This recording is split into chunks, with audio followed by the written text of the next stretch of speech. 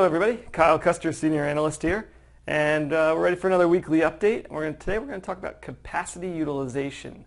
There really wasn't much going on in the economic scene last week. Everything's been kind of plagued by the political scene. So capacity utilization really takes into consideration manufacturing, mining, and utilities, especially we're talking about energy here. And it's a little bit of an antiquated indicator. Right now, of course, the United States is more of a service-oriented country, but there's still a significant portion that is affected by these three main industries.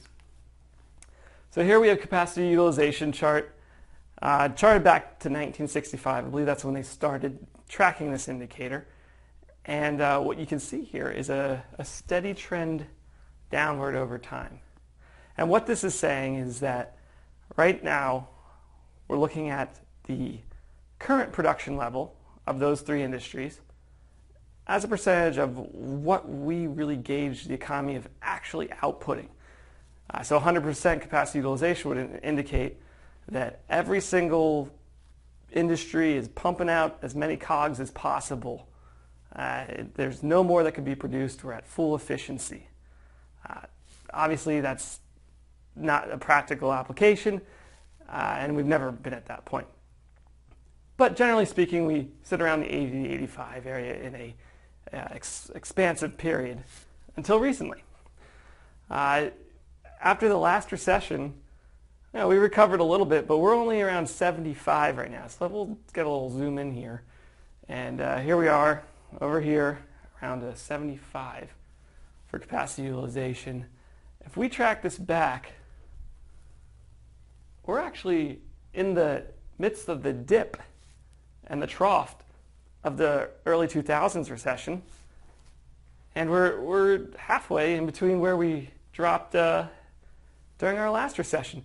So what we're saying here is we're not fully utilizing a lot of our factories, a lot of our production facilities to their fullest extent, to that expansive growth in GDP, the big boost in the economy that we'd like to see.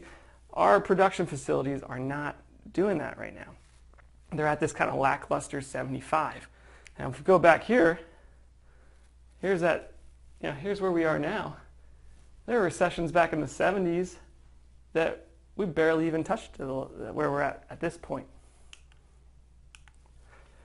So what do we say is causing this? Well, and this is produced by the Federal Reserve.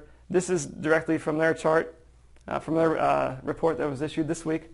And it's pretty darn clear that as of recently, the dip was caused by crude processing facilities. The capacity just isn't there. Prices are low. Cuts are being made. It's unfortunate, but that 50% drop in crude prices or more really cut us from crude processing at being at 90% capacity utilization. And that's down in the 70s now.